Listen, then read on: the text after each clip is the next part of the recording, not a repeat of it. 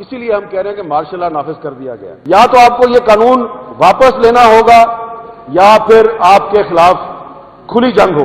اسی لیے ہم کہہ رہے ہیں کہ مارشل لا نافذ کر دیا گیا. اس سے کیا ہوگا کہ جب پارلیمنٹ کی بھی کوئی اہمیت نہیں رہے گی اس ملک میں، جب جوڈیشری بھی کمپرومائز ہو گئی، ٹھیک ہے جی، اور جمہوریت اور آئین سے بھی اعتبار اٹھ گیا کیونکہ غیر آئینی قانون ہے، تو پھر کیا ہوگا؟ پھر یہ ہوگا کہ وہ لوگ جو آئین کو نہیں مانتے، جو جمہوریت پہ یقین نہیں رکھتے، جن کو آپ کہتے ہیں جی انتہا پسند یا ملیٹنٹ، تو اس قانون نے ان کے ہاتھ مضبوط کیے اور اس قانون سے پاکستان میں نفرتیں بڑھیں گی، اس قانون سے پاکستان میں انتہا پسندی بڑھے گی، جمہوریت اور آئین سے لوگوں کا اعتماد اٹھے گا، اور جس معاشرے میں جمہوریت اور آئین سے عام آدمی کا اعتماد اٹھ جاتا ہے تو آپ اس معاشرے کو خانہ جنگی کی طرف دھکیل دیتے ہیں. تو یہ قانون جو ہے یہ پاکستان کو خانہ جنگی کی طرف دھکیل رہا ہے. بظاہر آپ کہتے ہیں کہ ہم نے تو فیک نیوز کے خلاف ایک قانون بنایا. یہ آپ نے فیک نیوز کے خلاف قانون نہیں بنایا، یہ آپ نے پاکستان کے آزاد صحافیوں اور اپوزیشن کے خلاف قانون بنایا ہے. آپ کا ٹارگٹ اپوزیشن کی ایک پارٹی یا دو تین پارٹیاں ہو سکتی ہیں، لیکن اس چکر میں آپ نے پورے پاکستان کو ٹارگٹ بنا لیا. تو اس لیے یہ قانون اور اسلامک ریپبلک آف پاکستان کیناٹ کو ایگزسٹ، یہ ساتھ ساتھ نہیں چل سکتے. یا تو آپ کو یہ قانون واپس لینا ہوگا یا پھر آپ کے خلاف کھلی جنگ ہو. صرف یہ عرض کرنا ہے کہ یہ جو قانون آیا ہے پیکا ترمیمی بل 2025، اگر آپ نے یقیناً یہ قانون پڑھا ہوگا، لیکن پارلیمنٹ میں تو یہ بغیر بحث کے منظور ہو گیا، تو پارلیمنٹ میں تو بحث نہیں ہوئی.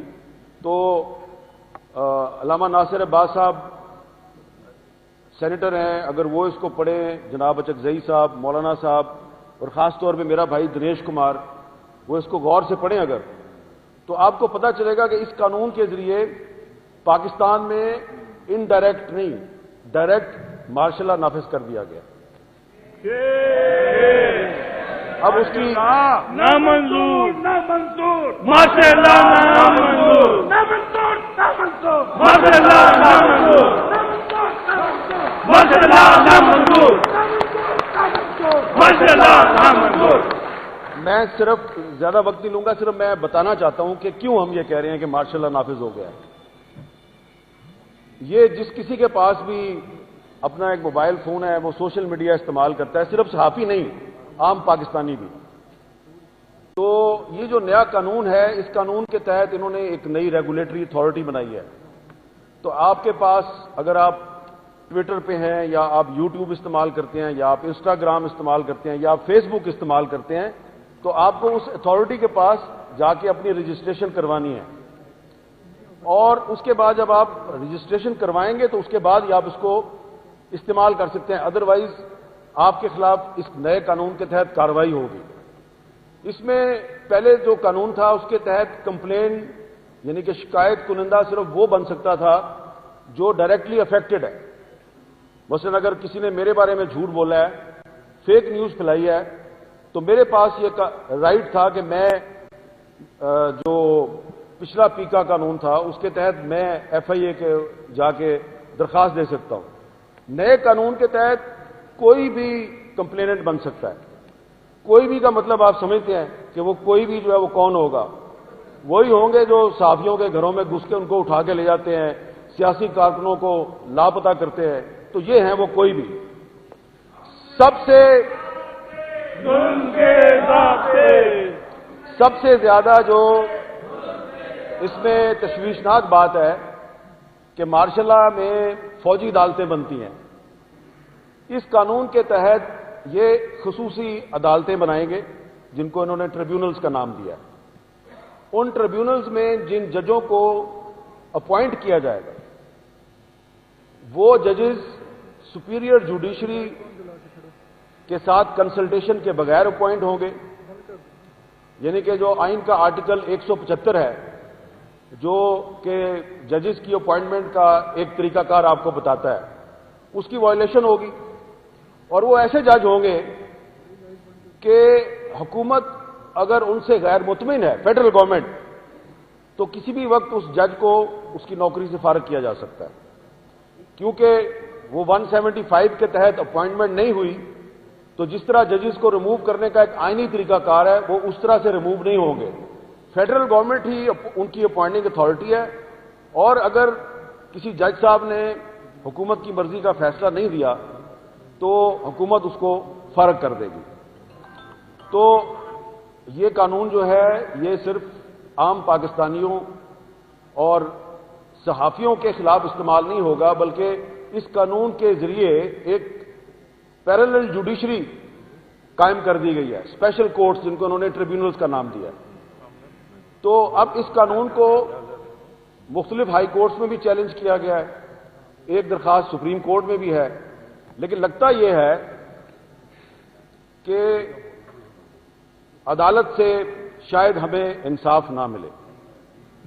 تو اگر عدالت سے انصاف ملنے کی ہمیں امید بہت کم ہے تو اس لیے پھر ہم جو ہے وہ پبلک فورمز پہ جا کے اس قانون کی مذمت کر رہے ہیں، اور ہم چاہتے ہیں کہ اس قانون کے خلاف پارلیمنٹ کے اندر اور پارلیمنٹ کے باہر ایک منظم تحریک چلائی جائے، کیونکہ یہ جو قانون ہے یہ نہ صرف یہ کہ آئین پاکستان کے بہت سے جو آرٹیکلز ہیں اس کی خلاف ورزی ہے، بلکہ یہ پارلیمنٹ کی بھی توہین ہے، کیونکہ پارلیمنٹ میں بغیر بحث کے اس کو منظور کیا گیا۔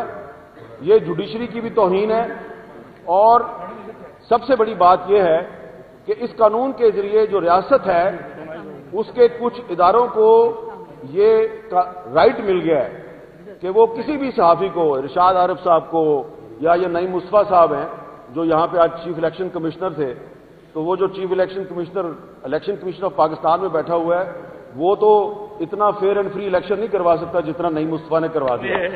تو یہ نعیم مصطفیٰ صاحب جو ہیں یہ ان کو بھی اس قانون کے تحت سزا دی جا سکتی ہے۔ اچھا، سزا جو ہے وہ بہت زیادہ ہے، 3 سال بھی ہے، 10 سال بھی ہے، 20 لاکھ بھی جرمانہ ہے، اور اس سے زیادہ بھی ہے۔ تو یہ ایک طرح سے اسی لیے ہم کہہ رہے ہیں کہ مارشل لا نافذ کر دیا گیا۔ اس سے کیا ہوگا کہ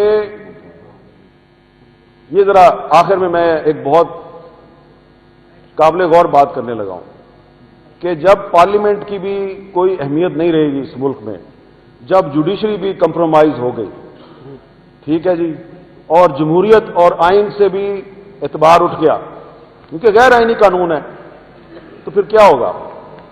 پھر یہ ہوگا کہ وہ لوگ جو آئین کو نہیں مانتے، جو جمہوریت پہ یقین نہیں رکھتے، جن کو آپ کہتے ہیں جی انتہا پسند یا ملیٹنٹ، تو اس قانون نے ان کے ہاتھ مضبوط کیے، اور اس قانون سے پاکستان میں نفرتیں بڑھیں گی، اس قانون سے پاکستان میں انتہا پسندی بڑھے گی، جمہوریت اور آئین سے لوگوں کا اعتماد اٹھے گا، اور جس معاشرے میں جمہوریت اور آئین سے عام آدمی کا اعتماد اٹھ جاتا ہے تو آپ اس معاشرے کو خانہ جنگی کی طرف دھکیل دیتے ہیں۔